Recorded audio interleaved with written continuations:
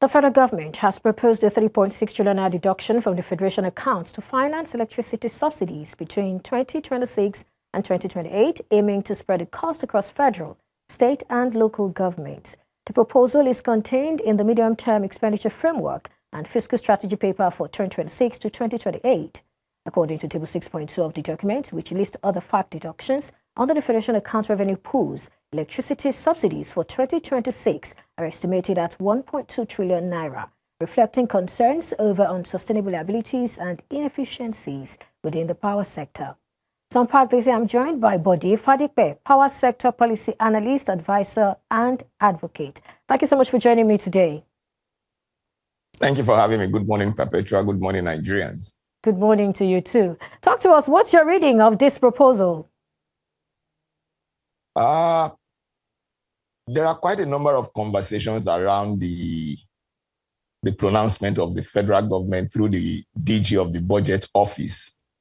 Some sections hold the view that this will make for greater accountability in terms of the subsidy. It will make for proper sharing of responsibility, federal government carrying its own burden, the state governments carrying their own burden, and of course, the local governments carrying their own burden, because it's supposed to be something that affects the three tiers of government. Because federal government is saying, look, this burden of subsidy is becoming too much for me, and since it's a service that is rendered across board, then all of us should carry the responsibility together. But you see, beyond that conversation around the issue of shared responsibility, there are also different sections of opinion asking several questions about this current policy of the federal government. For one, some people are asking the question, have you discussed with the state government to enable them know that you are bringing this kind of policy into the power sector space? Have you had an agreement with them? Is this not another way of government force-feeding the state government with the issue of subsidy, the state government and the local government? Or is it not another way of the federal government helping the states to spend their money for which they do not have any rights to do so, because it's not, even though, I mean, the federal government is the collector, is the common collector of the federation, I mean, money that goes into the federation account, but it belongs to everybody. And once I have my own allocation, you cannot spend my own money on my behalf. There are quite a number of conversations around that. There are also the fear that this policy may breed some unintended consequences that seem to look like, okay, if states are now asked to carry the burden of their indigents, are you now saying that those who are non-indigents of that state should go back to their state and live in their state? There are quite a number of issues around this, which we have not seen very clearly for now. But as the policy comes into full implementation, we can then begin to see how it will affect each and every member of the three tiers of government and how people are going to react to it. But for me, I am very, very skeptical about the policy. Now, your guest that just left the studio, Segun Sokwita, also discussing the proposed revenue sharing formula. I don't have the data of the current revenue sharing formula, but from what you displayed on your screen, federal government is asking for more. Now, whose own have they reduced? And if they are, for the tier of government whose fund has been reduced, has the responsibilities reduced? Have they reduced the responsibility? If federal government is saying that I am now carrying bigger responsibilities, does it mean that the other tiers of government are taking lesser responsibility? Now that you are proposing, or now that the Senate is proposing an adjustment, thank you for bringing that on the screen again. Now that the Senate is proposing an adjustment of the current revenue sharing formula, and the federal government is on the other hand saying that the state and the local government will have to bear part of the burden of the power sector. Where are they going to get the fund from?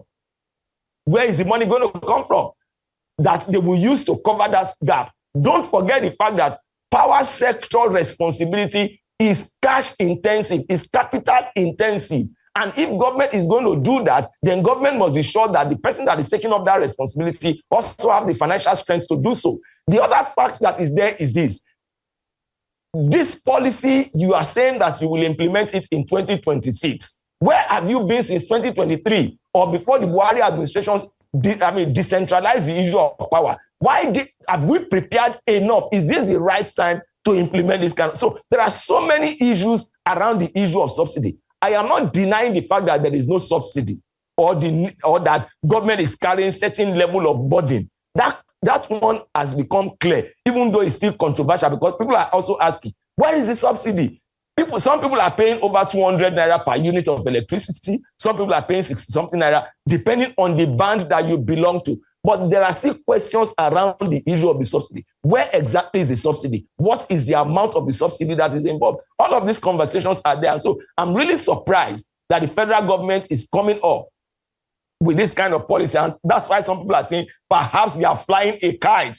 They are just testing the water. It's not something that they want to implement.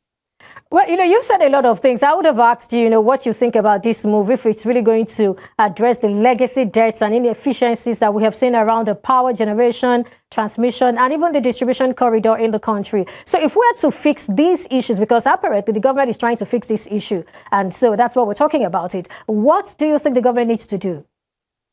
Now, the issue of fixing the power sector has been there even before now. I mean, what gave rise to privatization, which was thought to be a policy that will fix the power sector, is the need for efficiency. And one of the fundamental reasons for that is because of the paucity of liquidity in the sector.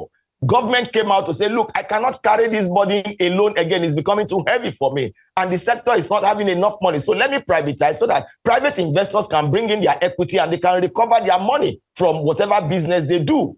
But from 2013 till date, surprisingly enough, all the issues that gave rise to privatization are still existing till today. One, we are talking about sufficiency of the availability of power from the generating companies. Till date, we have not pushed 5,000 into the grid. We have not pushed 6,000 into the grid. We do not have the courage. I speak as somebody who knows about it. We do not have the courage to push 6,000 megawatts into the grid as we speak today. It's not possible. That grid will collapse because the equipment cannot just carry it. Mr. Fadipe. Yes, please. Thank you. Thank you. Please, I had to butt it because we need to go for a very quick commercial break. And when we come back, we'll take it up from there. Thank you. Okay.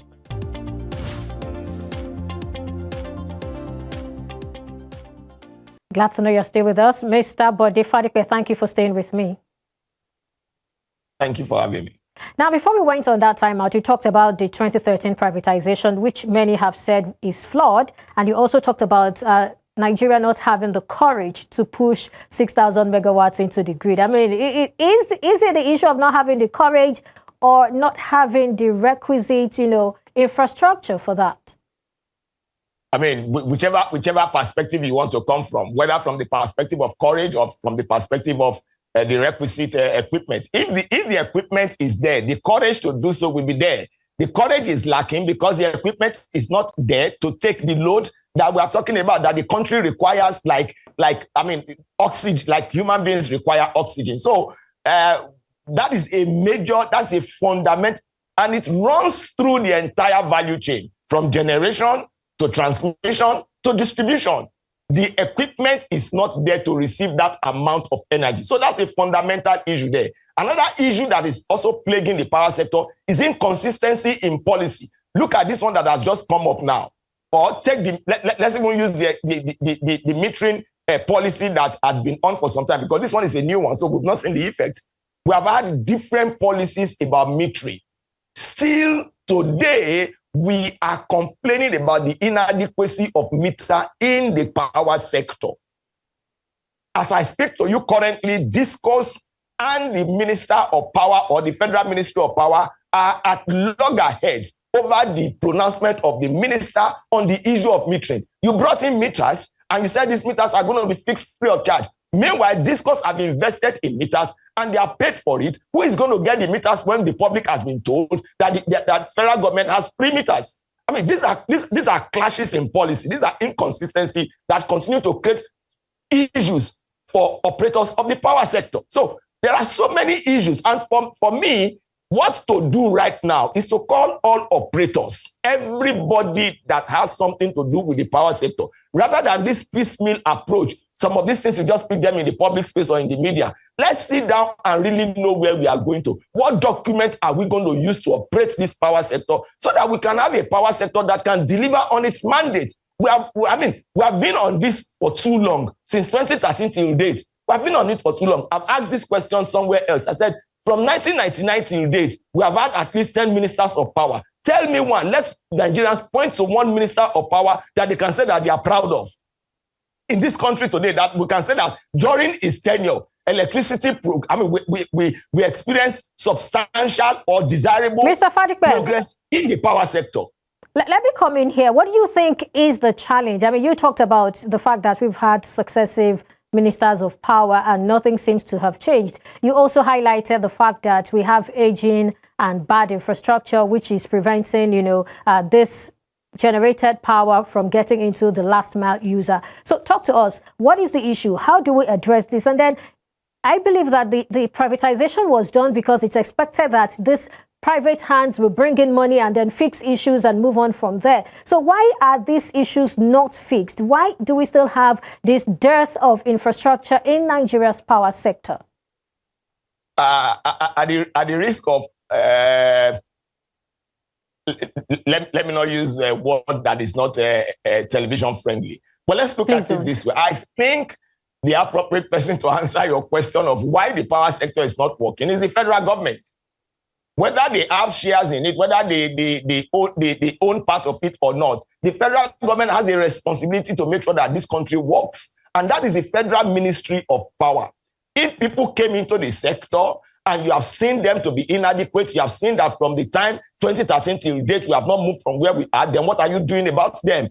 Why don't you allow some of them to die naturally and then you replace them? Well, I mean, there have been conversations around a second privatization of the power sector so that you can get the actual people that can invest in it. Otherwise, what we see currently is a situation where people just come into the power sector, invest in the power sector for a while, and then pull out of it and leave it the way it is. Otherwise, what new thing have we achieved in the power sector today? I mean, leave Abuja metropolis alone, or Lagos metropolis, or the city centers, and go to the suburbs and see the kind. For the LT reticulation alone, don't even bother to go to the HT, 11 kV, 33 kV, and then before you now talk about transmission lines, just go to the local areas and see the quality of the conductor used in carrying power supply, electricity to different homes.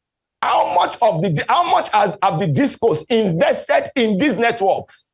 Let the discos let us do an audit of the disco investment. They will come out and tell you that, we don't have enough money. The tariff that is being charged is not enough. But there are also conversations around there that what we are paying for is darkness.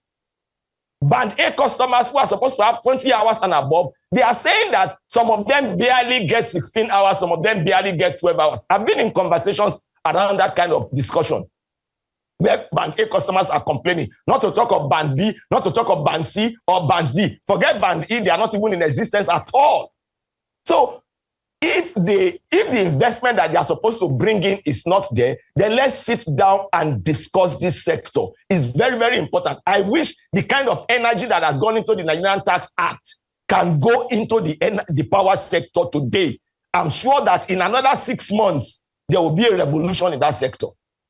All right, thank you so much, Bode Fadipe, Power Sector Policy Analyst, Advisor and Advocate, for your thoughts. I wish I had more time to ask you more questions, but of course, we'll leave it here. Thank you so much for your time on the show.